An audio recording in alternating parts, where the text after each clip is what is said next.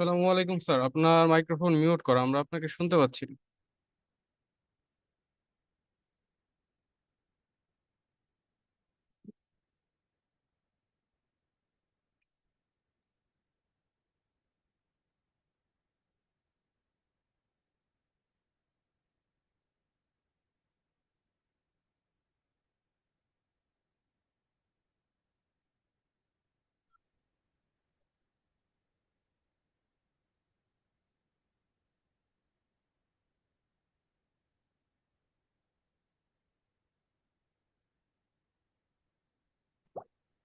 হ্যাঁ, এনামুল শুনতে পাচ্ছেন?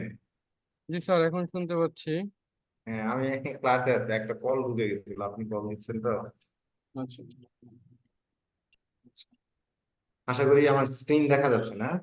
জি স্যার, স্ক্রিন শেয়ার হচ্ছে।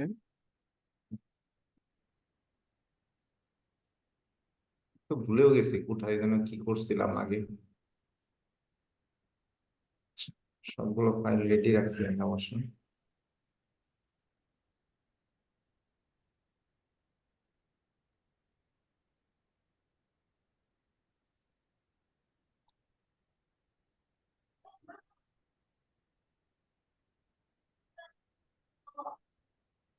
ওকে।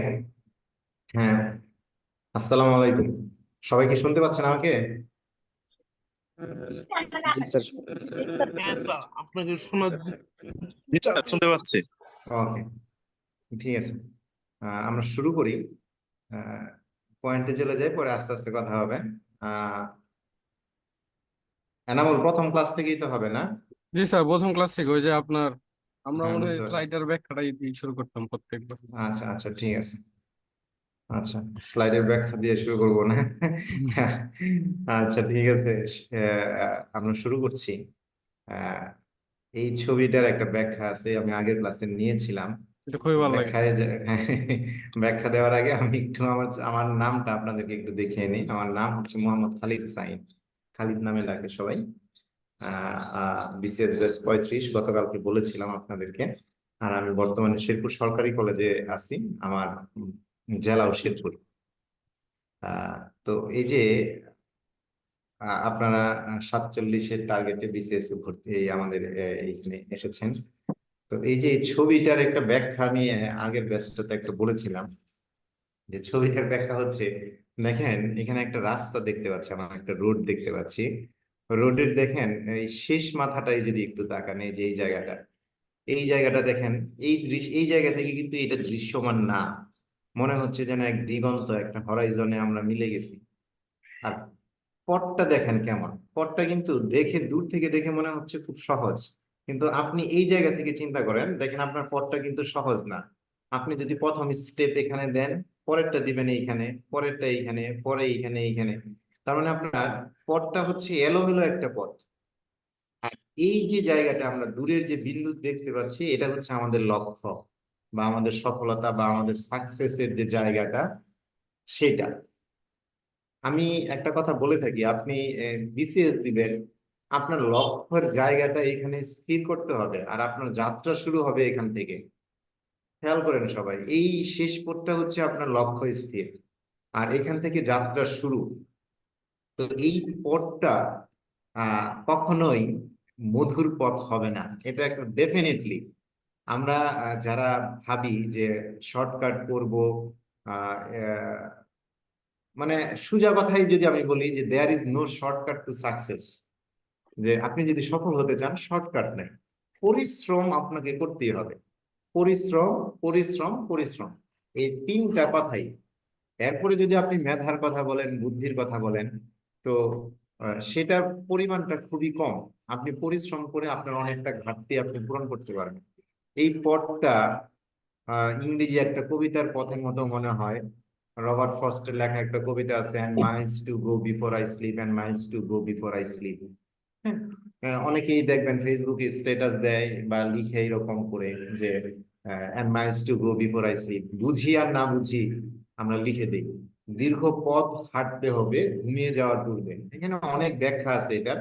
তো আমি আপনাদেরকে মানে ডিটেলস ডিটেলস বলতে এত বিশদ ব্যাখ্যায় যাচ্ছি না, শুধু একটা কথা মনে রাখবেন, এই পথটা যেরকম, এই জায়গাটা যদি দেখেন মনে হবে সহজ সুন্দর একটা কি মনোরম দৃশ্য, কিন্তু আপনি যাত্রাপথটা খেয়াল করেন, যাত্রাপথটা আপনার খুব মসৃণ না, সোজা না, সহজ না, এবং পানির উপরে, অর্থাৎ আপনি যদি ব্যালেন্স ঠিক রাখতে না পারেন তাহলে আপনার এই জায়গাগুলো নড়ে আপনি পড়ে যাবেন।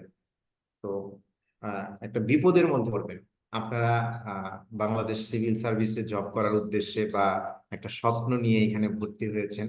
তো এই স্বপ্ন যাত্রার পথটা অনেকটা দীর্ঘ, এই পথের মধ্যে অনেকটা দীর্ঘ, এই পথের মতোই অনেকটা এলোমেলো। এই এলোমেলো জায়গায় আপনাকে ডিসিপ্লিন ওয়েতে, অর্থাৎ খুব ব্যালেন্স করে চলতে হবে প্রত্যেকটা পথ, প্রত্যেকটা স্টেপ ব্যালেন্স করে চলতে হবে, দীর্ঘ সময় চলবেন। এবং এই যাত্রাপথে প্রত্যেকটা সাবজেক্ট, প্রত্যেকটা পেপার, প্রত্যেকটা অংশ গুরুত্বপূর্ণ, নিঃসন্দেহে গুরুত্বপূর্ণ। কিন্তু সমস্যা যেগুলো নিয়ে আমরা ফেস করি বা প্রবলেম ফেস করি যেগুলো নিয়ে, তার মধ্যে অন্যতম একটা বড় ধরনের প্রবলেম হচ্ছে আমাদের ইংরেজি। ঠিক আছে? আহ কি ধরনের প্রবলেম হচ্ছে? ইংরেজিটা আপনি আপনার পরীক্ষার বিসিএস এর যে ফর্ম ফিল আপ থেকে শুরু করে শেষ পর্যন্ত 6টা স্টেপ, এর মধ্যে আমরা 3টা পরীক্ষা হিসাবে বলি আমরা। একটা হচ্ছে প্রিলিমিনারি, আরেকটা হচ্ছে রিটেন, আরেকটা হচ্ছে ভাইবা। এগুলো এছাড়াও আরো ভেরিফিকেশন, ফর্ম ফিল আপ, এগুলো আরো স্টেপ তো আছে, এগুলো জানেন আপনার। এই 3টা স্টেপে কমন একটা সাবজেক্ট, সেটা হচ্ছে ইংরেজি। আপনি প্রিলিমিনারিতে ইংরেজি হিউজ মার্কস থাকবে 35, বাংলাতেও 35 থাকবে, সবচেয়ে বেশি মার্কস এই ইংরেজিতে আর বাংলাতে।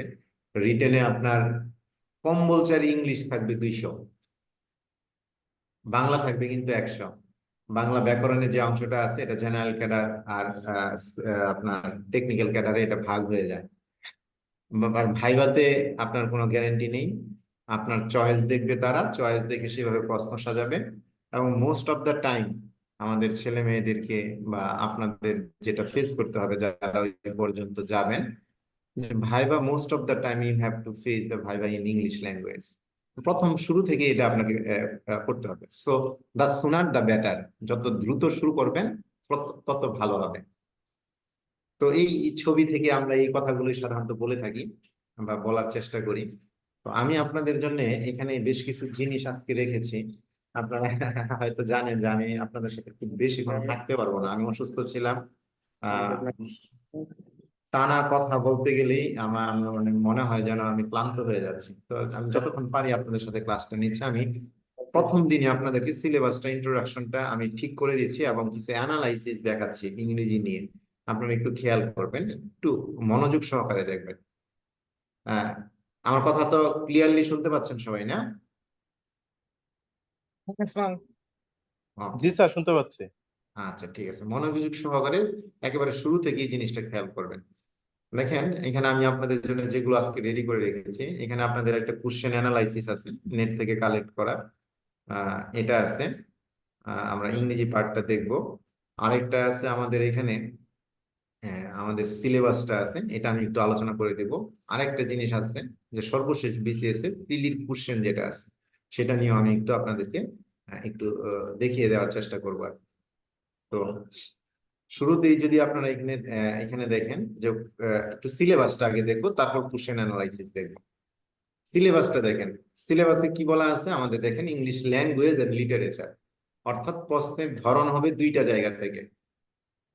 আমার প্রশ্ন হবে 2টা জায়গা থেকে, একটা হচ্ছে ল্যাঙ্গুয়েজ, আরেকটা হচ্ছে লিটারেচার। ল্যাঙ্গুয়েজ মানে হচ্ছে গ্রামার, ডেফিনেটলি এটা গ্রামার।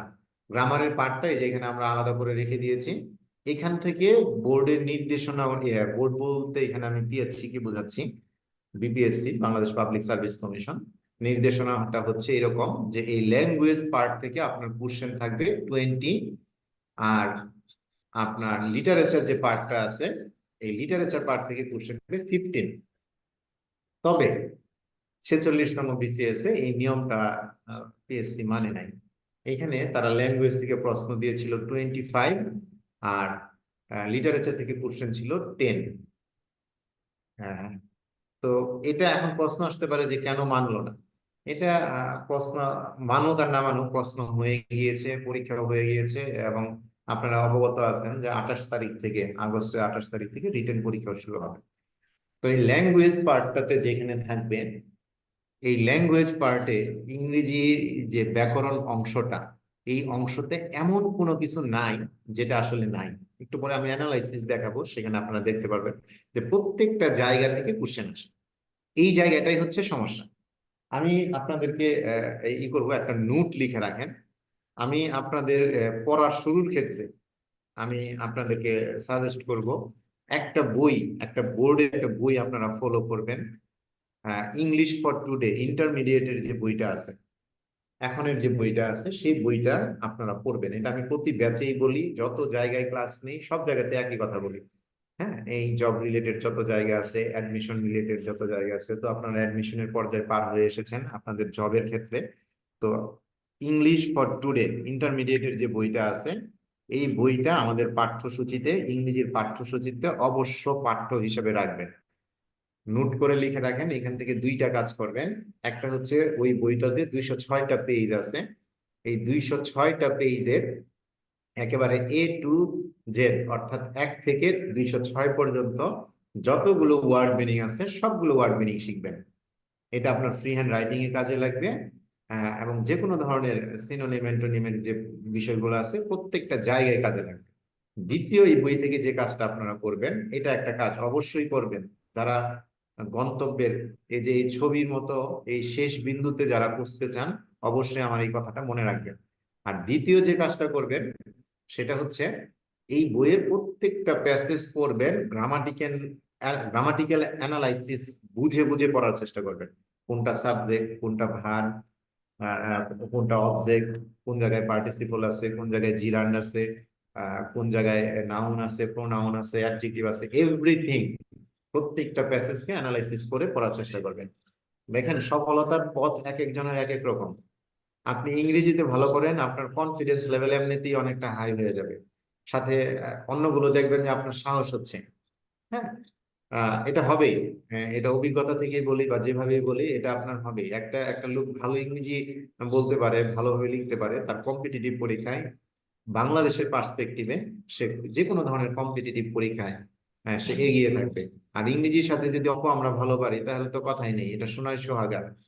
তো এই দুইটা জায়গায় খেয়াল রাখবো। তো ল্যাঙ্গুয়েজের ক্ষেত্রে আমি আপনাকে বললাম যে সর্বপ্রথম যে বিষয়টা, এবার 46তম বিসিএস এ প্রায় 2-3টা কোশ্চেন ওই বইয়ের গ্রামারের অনুকরণে ছিল, যেটা নিয়ে অনেকটা তর্ক বিতর্ক অনেক জায়গায় হয়েছে যে এই প্রশ্নটা ভুল আছে, এই প্রশ্নটা ভুল আছে।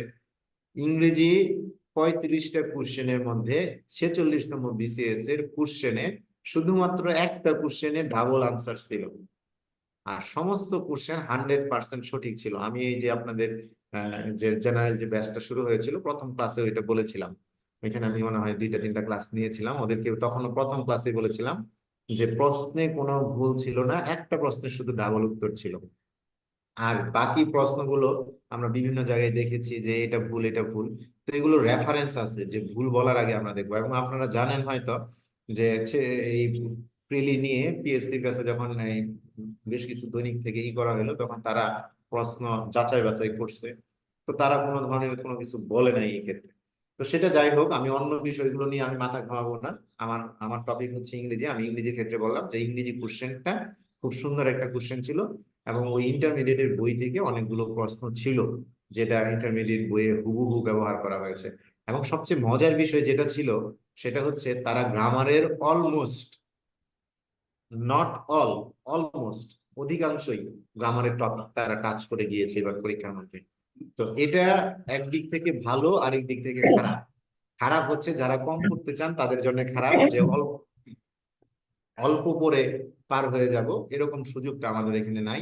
আর দ্বিতীয় যেটা হচ্ছে যে ভালোই দিক থেকে, যে প্রত্যেকটা টপিক যখন আপনি গুরুত্ব দিয়ে পড়বেন তখন আপনার obviously you will improve something that will help you to write fluently, ভালোভাবে লিখতে সহায়তা করবে।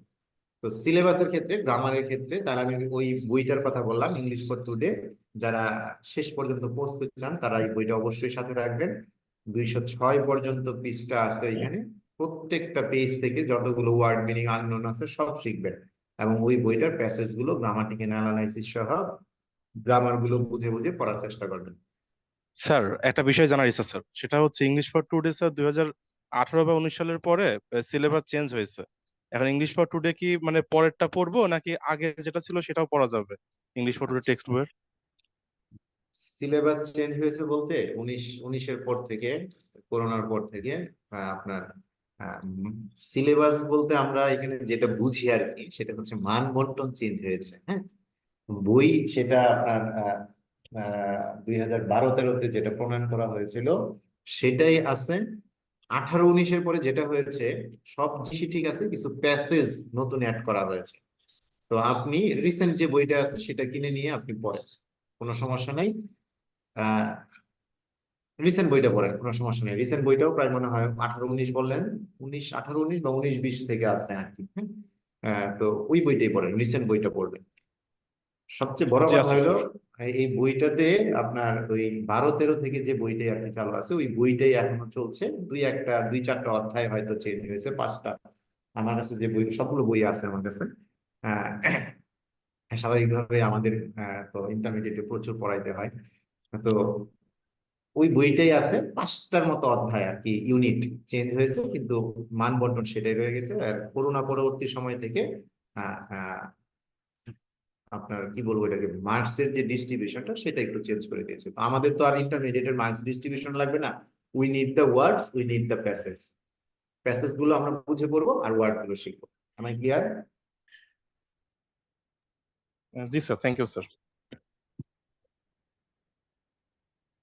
ওকে, গ্রামারের যে পার্টটা আছে আমি একটু সংক্ষেপে আপনাদেরকে দেখিয়ে দিতে চাই। সেটা হচ্ছে পার্ট 1-এ আপনার ল্যাঙ্গুয়েজ গ্রামারে যে 20টা পার্ট থাকবে। এই যে পার্টস অফ স্পিচের আইডেন্টিফিকেশন থাকবে, পার্টস অফ স্পিচের মধ্যে দেখেন কি কি যুক্ত করা আছে। নাউন আছে, ডিটারমিনার আছে, জেন্ডার, নাম্বার, প্রোনাউন, এই সবগুলো থেকে এবার কোশ্চেন আসছে। তারপর ভার্ব, ভার্ব তো কোশ্চেন সবসময়ই থাকবে। এখানে দেখেন, সোজা কথা এক নজর দেখে যান, আর এটা তো রেকর্ড থাকবে, এখানে দেখতেই পারবেন।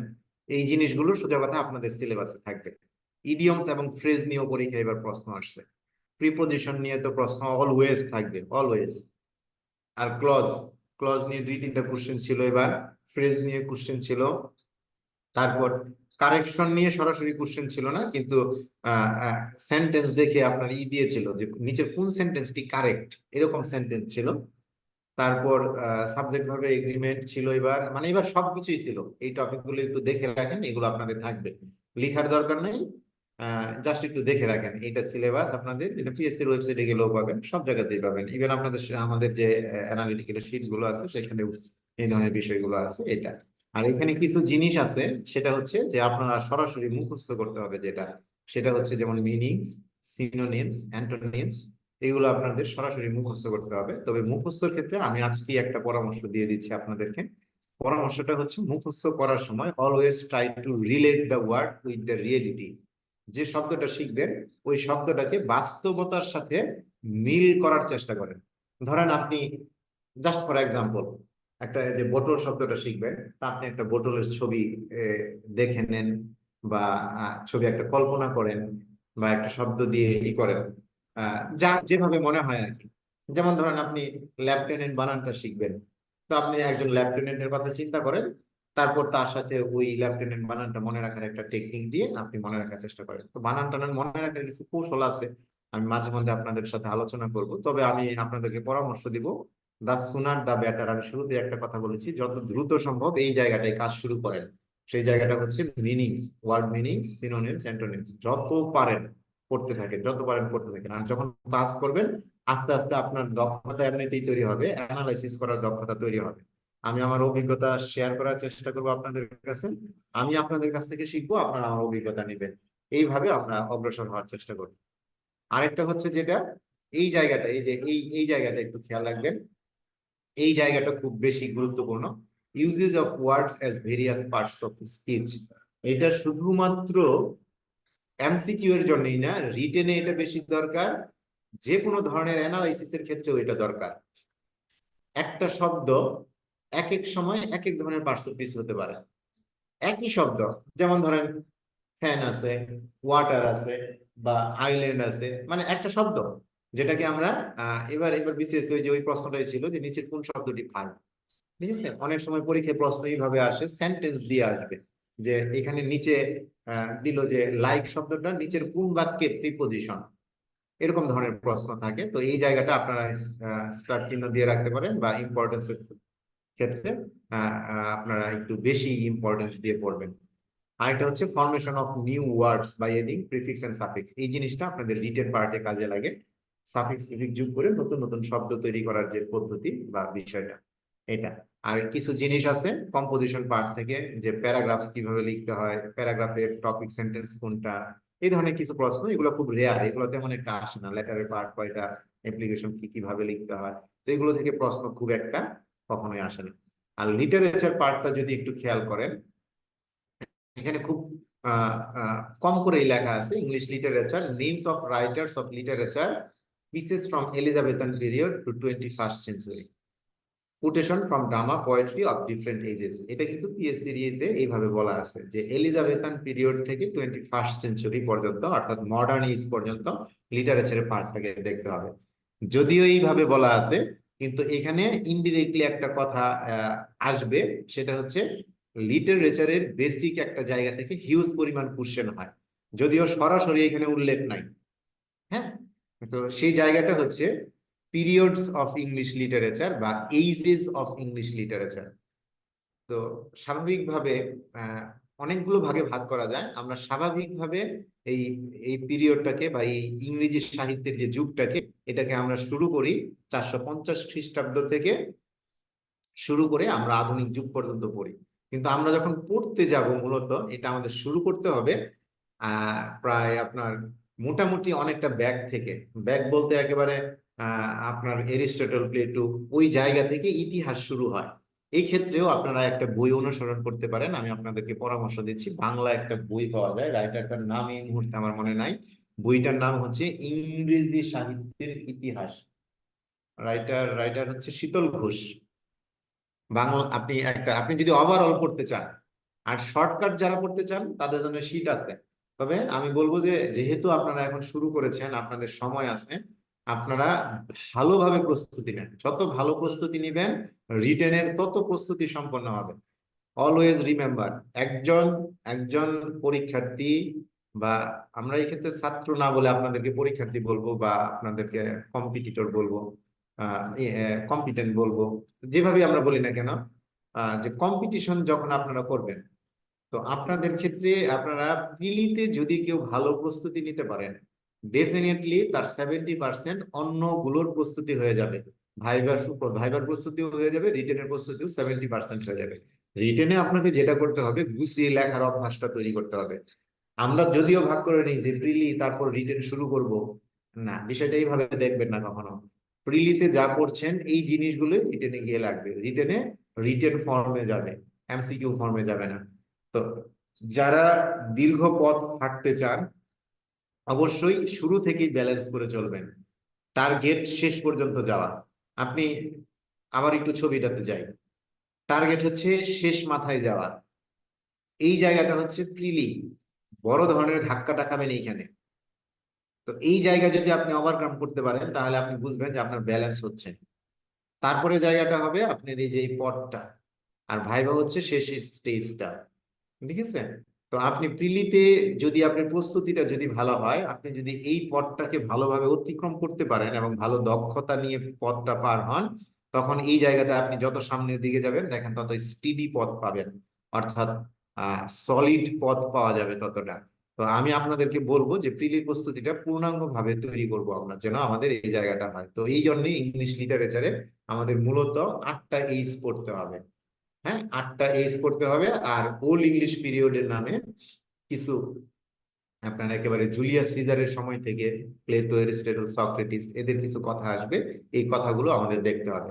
যদি দেখেন তাহলে দেখবেন যে আপনার আহ আহ অনেক জায়গায় অনেক ইজি হয়ে যাবে। হ্যাঁ, অনেক ইজি হবে, অনেক ইজি হবে। আমি একটা কথা অনেক সময় বলে থাকি, যে পরীক্ষার পড়া কখন কোন জায়গায় কোত্থেকে আসবে আপনি আপনি বলতে পারবেন না। আমি 35তম বিসিএস কোয়ালিফাই করলাম, খুব মজার একটা প্রশ্ন আমাকে ভাইভাতে জিজ্ঞাসা করছিল, শুনে আপনি অবাক হবেন, বা আমি আগেও বলেছি ওদেরকে, যারা ছিল, যে আমাকে একটা প্রশ্ন করছিল, আপনি কি টিভি দেখেন না?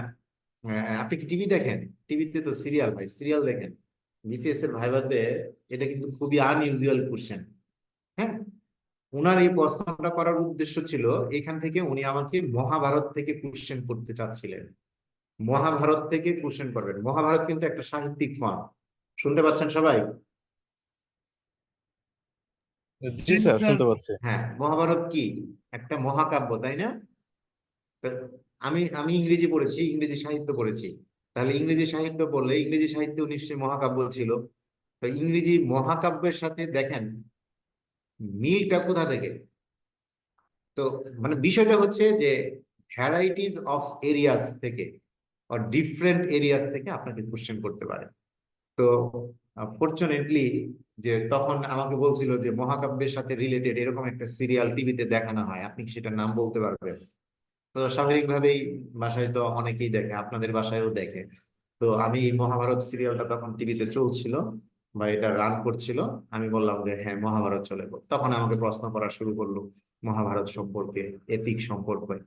তো এই যে যে আপনার অভিজ্ঞতা বা বিষয়ের জায়গাগুলো, এটা যদি আপনার লিটারেচার পড়া থাকে তাহলে আপনি এই জায়গাটা হবেন মানে খুঁজে পাবেন। আর এই ধরনের মহাকাব্যের বিষয়গুলো আপনি ওল্ড ইংলিশ পিরিয়ডে পাবেন, অথবা ওল্ডের পিছনে যেটা আমরা গ্রিক সাহিত্য থেকে যেখানে ইংরেজি সাহিত্যের আগমন ঘটে সেখানে পাবেন।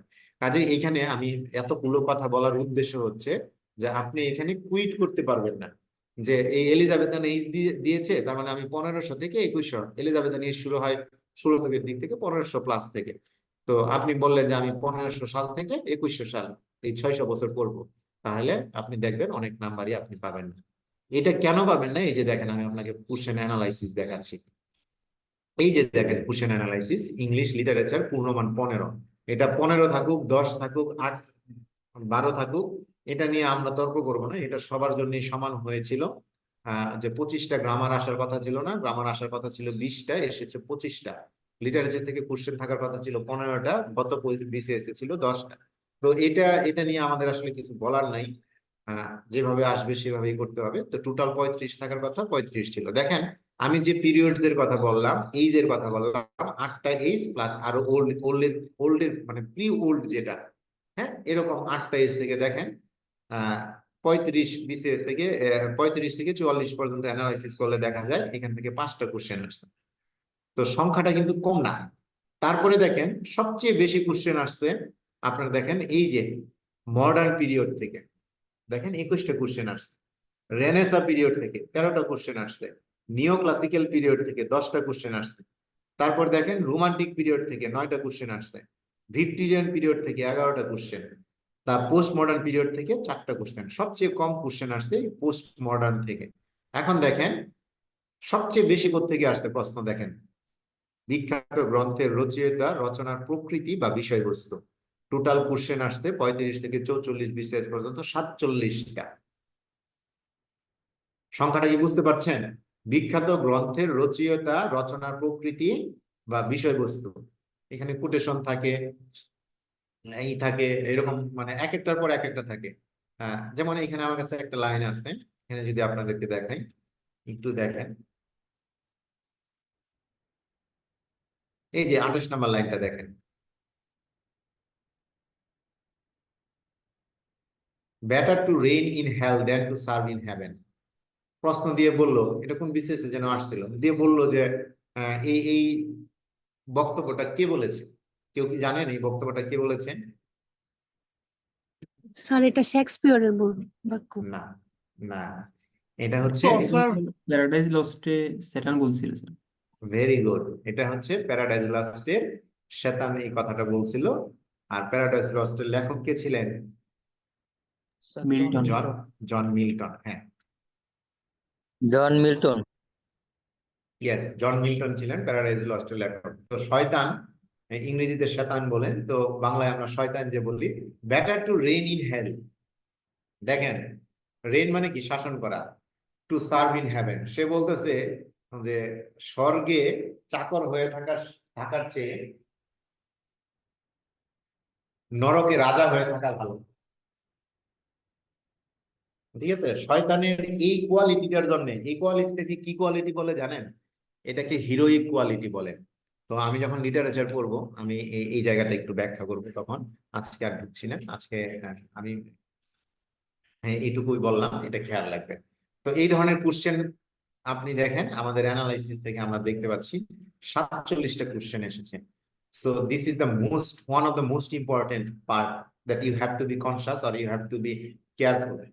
আরেকটা দেখেন, প্রখ্যাত লেখকের জীবনী সংক্রান্ত কোশ্চেন আসছে 12টা। জীবনী সংক্রান্ত হয়তো হইতে পারে তার জন্মস্থান, জন্মসাল, বিখ্যাত জায়গার ওনার সাথে রিলেটেড কি আছে, এই ধরনের কোশ্চেন। আর নোবেল পুরস্কার থেকে একটা কোশ্চেন আসছে লিটারেরি টার্মস, এই জায়গাটা অত্যন্ত ইম্পর্টেন্ট সাহিত্য বোঝার জন্য। এটা আপনার শুধু প্রিলিতেই কাজে লাগবে, লিটারেচার গুলো বোঝার জন্য। এখান থেকে 10টা কোশ্চেন আসছে। ক্যারেক্টার, যেমন বললো আপনার ক্লিওপেট্রা কোন কার লেখা, বা শয়তান কোন কোন গল্পের চরিত্র, এরকম। যেমন ম্যাকবেথ কোন গল্পের চরিত্র, বা লেডি ম্যাকবেথ কোন গল্পের চরিত্র, এরকম। কোটেশন থেকে 26টা কোশ্চেন আসছে। আর এই যে মার্ক করা যে লাল কালি দিয়ে দেখা আছে, দেখেন উইলিয়াম শেক্সপিয়ার থেকে রাইটারদের মধ্যে সবচেয়ে বেশি কোশ্চেন আসছে তাকে নিয়ে। তাহলে উইলিয়াম শেক্সপিয়ার সম্পর্কিত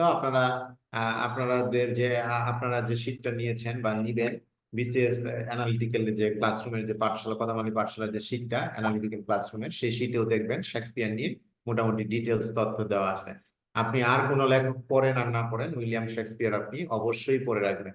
শুধু তাই না, এখান থেকে আমি আপনাকে নিশ্চিতভাবে বলতে পারি যে যদি ভাইভাতে থাকেন, মেজরিটি লোকের ক্ষেত্রে সাহিত্য থেকে যদি 1টা 2টা কোশ্চেন করে, সেটা উইলিয়াম শেক্সপিয়ার থেকে করে, অথবা অথবা আরেকটা জায়গা থেকে সে করে, সেটা হচ্ছে এই যে রোমান্টিক পিরিয়ড, এই জায়গা থেকে।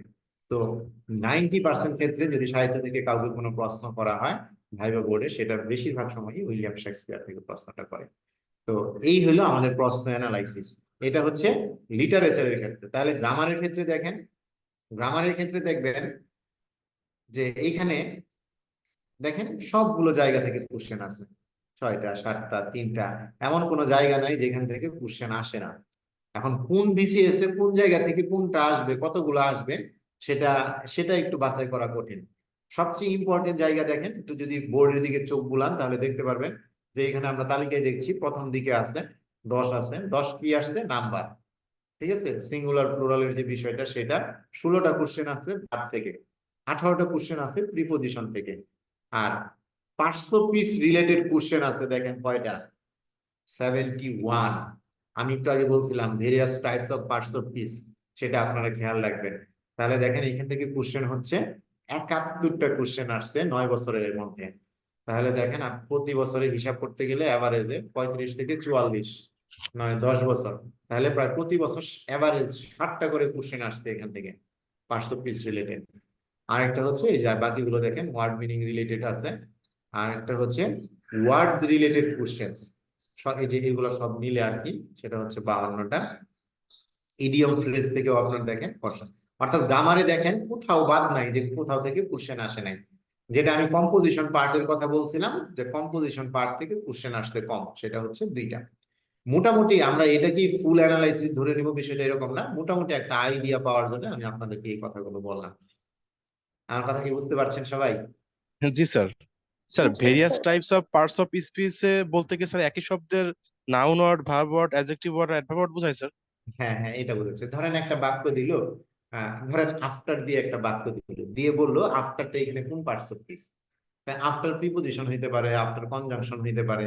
তো ওই সেন্টেন্সে আপনি দেখলেন যে আফটারটা প্রিপোজিশন, তো ওইখানে আপনাকে আনসারটা করতে হবে প্রিপোজিশন। আবার কোথাও দেখলেন আফটারটা হচ্ছে কনজাংশন, সেখানে আপনাকে আনসারটা করতে হবে কনজাংশন। এই ধরনের, যেমন লাইক, লাইক মানে কি? পছন্দ করা, তাই না? একটা ভাগ, এটা থেকে কতবার প্রশ্ন আসছিল, এই যে 46তমতে আসছিল যে নিচে কোন বাক্যে, যতদূর মনে আছে যে কোন বাক্যে লাইকটা একটা প্রিপোজিশন হিসেবে ব্যবহৃত হয়েছে। তো এই যে যে প্রশ্নের প্যাটার্ন, এটা হচ্ছে parts of speech related question. Question থাকবে এখান থেকে, এটা পার্টস অফ স্পিচ রিলেটেড। আর ওয়ার্ড রিলেটেড যেটা হচ্ছে, সেটা হচ্ছে সিনোনিম, অ্যান্টোনিম, স্পেলিং বা ওয়ার্ডের বিন্যাস, এই ধরনের জিনিসগুলো থাকে।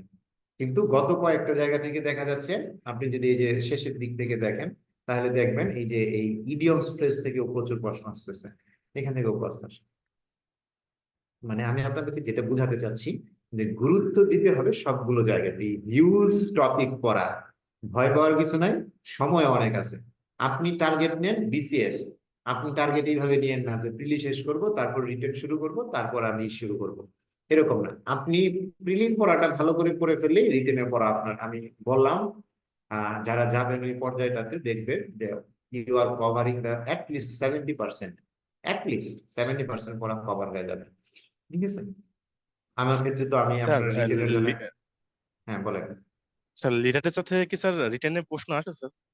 না, লিটারেচার থেকে রিটেনে আপনি যদি ইংরেজির হন তাহলে আলাদা একটা পরীক্ষা আছে, সেখানে থাকবে। লিটারেচার থেকে রিটেনে সরাসরি কোনো প্রশ্ন আসবে না, সরাসরি কোনো প্রশ্ন আসবে না বলতে আসবেই না।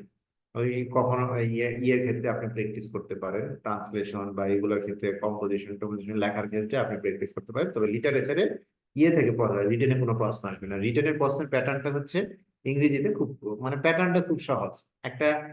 এটা 35তম বিসিএস থেকে শুরু হয়েছে। একটা প্যাসেজ থাকবে, এটাকে আমরা ফার্স্ট পেপার বলি। একটা প্যাসেজ থাকবে, ওই প্যাসেজকে ঘিরে 100 নম্বরের একটা কোশ্চেন থাকবে। ঠিক আছে, ওই কিরকম থাকবে, যেমন ওই প্যাসেজ থেকে 10টা ডব্লিউএস কোশ্চেন থাকবে, 10টা ডব্লিউএস কোশ্চেন লিখবেন, 30 নাম্বার থাকবে। কখনো কম বেশি থাকবে না, একবারে হুবহু যেরকম থাকবে বিষয়টা এরকম না। আহ তারপর হবে আপনার হয়তো শূন্যস্থান দেওয়া থাকবে, ওই প্যাসেজের উপর ভিত্তি করে আপনাকে রিপোর্ট লিখতে হবে, ওই প্যাসেজের উপর ভিত্তি করে হয়তো আপনাকে সেন্টেন্স কানেক্টরস দিবে, হয়তো একটা অ্যাপ্লিকেশন হইতে পারে, কোনো একটা প্যারাফ্রেজ হইতে পারে, ওইটার উপর কোনো একটা প্যারাগ্রাফ হইতে পারে। মানে একটা প্যাসেজকে ঘিরে যত ধরনের প্রশ্ন করা যায় সব ধরনের, অনেকটা আইএলটিএস টাইপের, তো ওই ধরনের অনেকটা প্রশ্ন এখান থেকে আপনার পড়বে, যে আপনার ভাষাটার দক্ষতা যাচাই করার জন্য। এই থাকবে 100 নাম্বার, আর বাকি 100 থাকবে আপনার একটা কম্পোজিশনে 50 আর 25-25 ট্রান্সলেশনে এরকম থাকবে, কখনো দুইটাও থাকে। এরকম ভাগ করে এরকম করে নাম্বারটা থাকবে। সময় থাকবে 4 ঘন্টা। এই 4 ঘন্টার মধ্যে আপনাকে এই পুরো কাজটা করতে হবে। এটা হচ্ছে রিটেনে। তো রিটেনে আপনার লিটারেচার থেকে প্রশ্ন আপনি পাবেন না, কিন্তু ভাইভাতে পাবেন।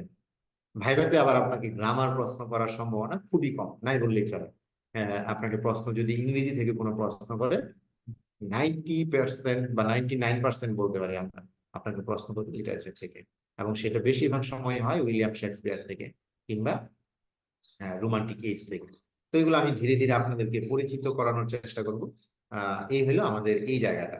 আর আমরা যদি একটু গত বছর, এতক্ষণ পর্যন্ত আমি আর বেশিক্ষণ থাকতে পারবো না।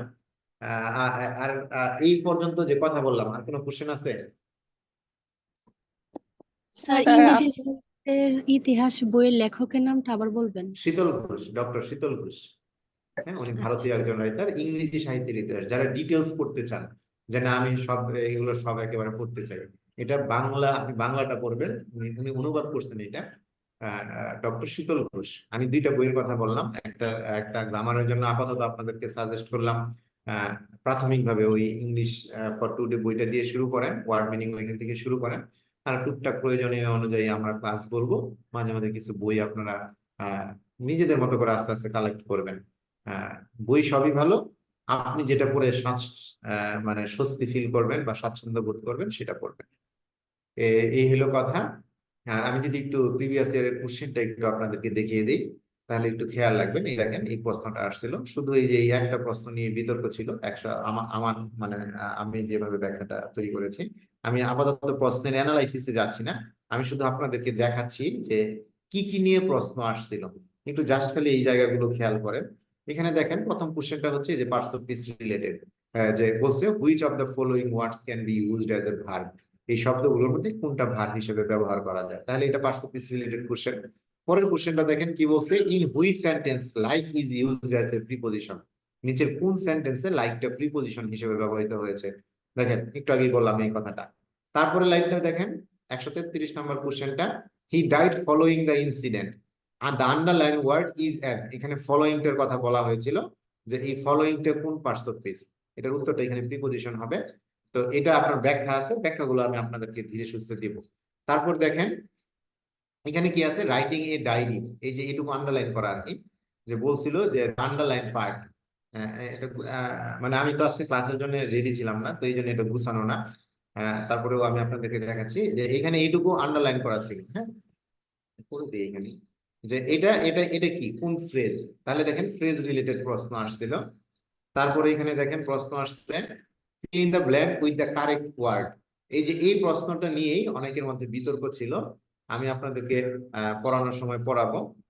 এখানে এটা এখানে ইনজুর একটা ছিল, ইনজুরিং ছিল, হ্যাভিং ইনজুর্ড ছিল, বি ইনজুর্ড ছিল। হ্যাঁ, এটা হচ্ছে প্রেজেন্ট পার্টিসিপলের উদাহরণ। এটা নেলসন ম্যান্ডেলার একটা প্যাসেজ আছে ইংলিশ ফর টুডে, ওইটার অনুকরণে আছে, এটার উত্তরটা হবে ক। আচ্ছা, এটা বললাম, এটা হচ্ছে কারেকশনের একটা কথা, এটা পার্টিসিপলের রুলস এর মধ্যে গেছে। আবার দেখেন ফ্রেজ নিয়ে কোশ্চেন আসছে, বাই এন্ড লার্জ। তারপর দেখেন 37-এ দেখেন প্রশ্ন আসছে কি, he went back on his promises. এখানে এই যে এইটুকু আন্ডারলাইন করা ছিল যে went back on his promises, এটা কি voting for me, choose the best alternative for the underline. তো এটা ওয়েন্ট ব্যাক, এটাও একটা ফ্রেজ, ফিরে নেওয়া। তারপর দেখেন এখানে let the cat out of the bag, এটা একটা ফ্রেজ বলবো আমরা, বা বাগধারার মতো আমরা বলতে পারি, থলের বিড়াল বের হয়ে আসা, অর্থাৎ কোনো কিছুকে সিক্রেট থেকে প্রকাশ করা। তো প্রশ্নগুলো দেখেন কিভাবে আসছে, he is a man to depend on, ঠিক আছে, দ্য আন্ডারলাইন পার্ট ইজ, এখানে সম্ভবত এই যে এইটুকু ছিল, he is a man to depend on, সম্ভবত এই যে এইটুকু ছিল, যতদূর মনে পড়ে যে এটা ছিল আপনার আন্ডারলাইন করা, যে এটা কোন ধরনের দেখেন ক্লজ ফ্রেজ। তারপর দেখেন আবার his dream that he will B A BCS cadre finally came to, the underline part is, এখানে ছিল সম্ভবত বিসিএস, এই যে এই জায়গাটা সম্ভবত that he will B A BCS cadre. অর্থাৎ দেখেন ক্লজ এবং ফ্রেজ থেকে প্রচুর প্রশ্ন আসছে। তারপর দেখেন which of the following is a correct simple sentence, transformation থেকে কোশ্চেন আসছে, ট্রান্সফরমেশন। তারপর দেখেন which is the correct complex form, transformation in question. তারপর দেখেন find out the correct positive form, ডিগ্রির কোশ্চেন, ট্রান্সফরমেশন। তারপর দেখেন the submarine drop dipped to avoid, fill in the blank with the correct word, এটা right form of ভার্বের rules, এটা ভার্বের rules. তারপর এটা হচ্ছে ইন ফিয়ার অফ, প্রিপজিশনের রুলস। তারপর দেখেন I did not follow who passed by me, এটা হচ্ছে রাইট ফর্ম অফ ভার্বের রুলস। তারপর দেখেন দ্য স্নো সোয়ালস, এটা হচ্ছে অ্যাপ্রোপ্রিয়েট প্রিপজিশন। হ্যাঁ, তারপর এটা হচ্ছে ভার্বের রুলস। এইভাবে দেখেন আপনার এইভাবে এই, তারপর এটা হচ্ছে প্রিপজিশন। 50 নাম্বারটা হচ্ছে কারেকশন, ন্যারেশন থেকে আসছে প্রথম 50 নাম্বার, দেখেন সেন্টেন্স ন্যারেশন থেকে আসছে।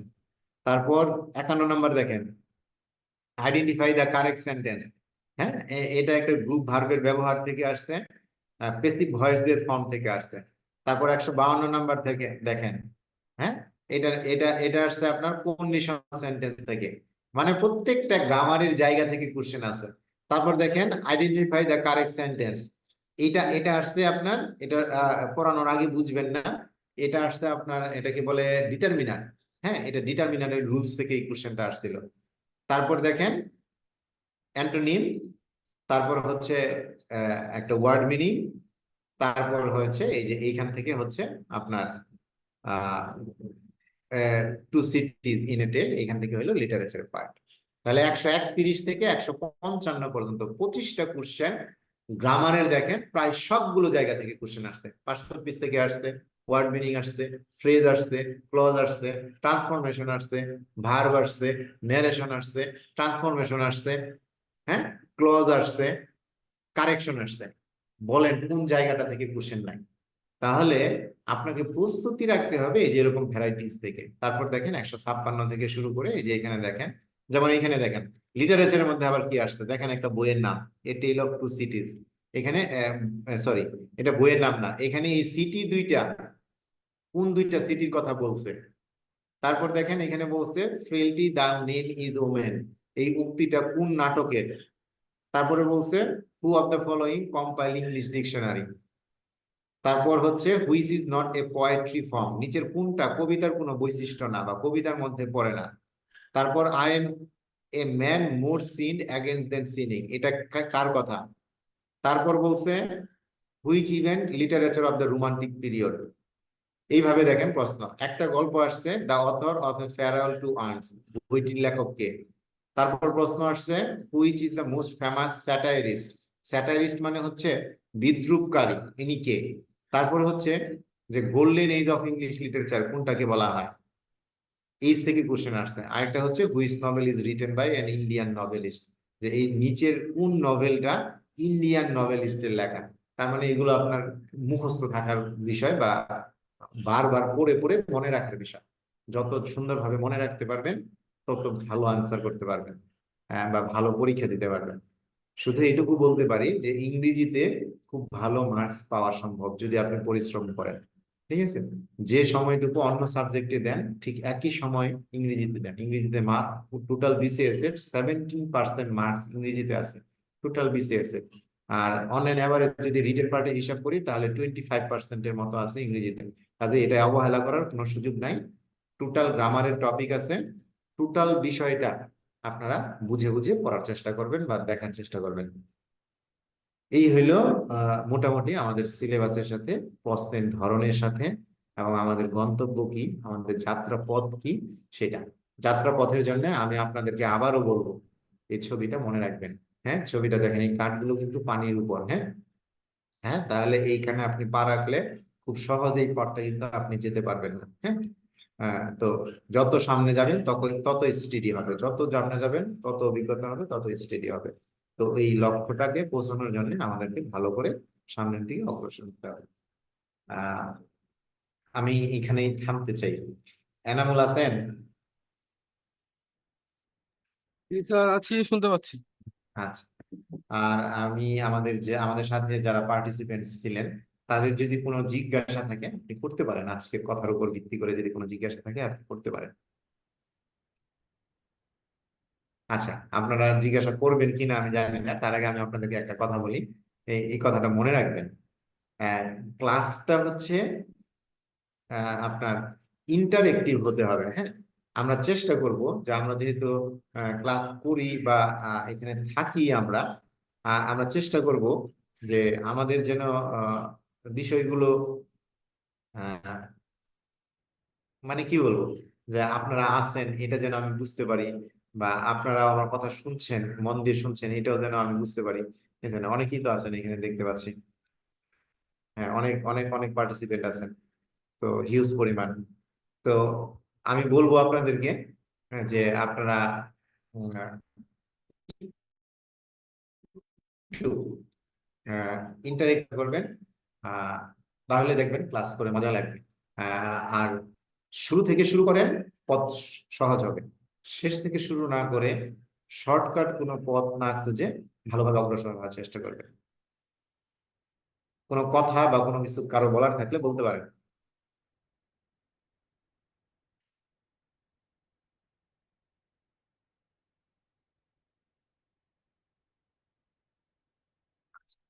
কারো কিছু বলার নাই? গুড। আমার কথা বুঝতে পেরেছেন কিনা এটা বলেন। জি স্যার। সবাই বুঝছেন? জি স্যার। সবাই তো বুঝলে ভালো কথা, না বুঝলে বোঝার চেষ্টা করতে হবে। আর আহ, আমি ক্লাসটা মানে আমি আপনাদের একটু বলে যাই। আমি কালকে দেখেছেন আমাকে এরকম অবস্থায়। আমি আসলে অসুস্থ ছিলাম প্রায় দিন 10-এর মতো। তো ওষুধ টষুধ খাওয়ার পরে আমি খুব মানে ক্লান্ত হয়ে গেছি। হ্যাঁ, আপনার মানে ক্লান্ত হয়ে গিয়েছি। আর একটু পর পরই আপনার মনে হয় যে একটু রেস্ট নেওয়া দরকার, এরকম মনে হয়। যে কারণে বাসার ব্যাচ গুলো, যে বাসায় যে পড়াই, এগুলো ফুলি ব্যাচ শুরু করি নাই। তো যাই হোক, আমি আপনাদের সাথে থাকার কথা ছিল 30 মিনিটস, আমি 1 ঘন্টা থেকে ফেলেছি, ওষুধও খেয়েছি এর মধ্যে। তো আমার জন্য দোয়া করবেন, আপনারা ভালো থাকবেন। ইনশাল্লাহ আপনাদের সাথে নিয়মিত দেখা হবে। আমাদের সিলেবাস আছে, আমাদের যে টপিক আছে, টপিক ধরে ধরে আমরা সামনের দিকে অগ্রসর হওয়ার চেষ্টা করব। আমি আশা করি দোয়া যে করি স্যার। আজকে, হ্যাঁ, আপনি অবশ্যই দোয়া দোয়া করবেন। করি স্যার, আপনি দ্রুত আপনার সুস্থতা দান করুক। এই দোয়া থাকবে স্যার। আলহামদুলিল্লাহ। স্যার, একটা বিষয় জানার ইচ্ছা স্যার, আপনি স্যার প্রতিদিন কত হ্যাঁ, ঘন্টা পড়তেন স্যার, মানে যখন বিসিএস প্রিপারেশন নিয়েছেন? আচ্ছা। আমি আসলে আহ, ওইভাবে কোনো টাইম ছিল স্যার, না আমার ক্লাসটা পড়ার। শেষ হলে আমি কি রেকর্ড অফ করে দিব? হ্যাঁ হ্যাঁ, আপনি রেকর্ড অফ করে দেন, আমার ক্লাস নিয়ে আর কোনো কথা নাই আজকে।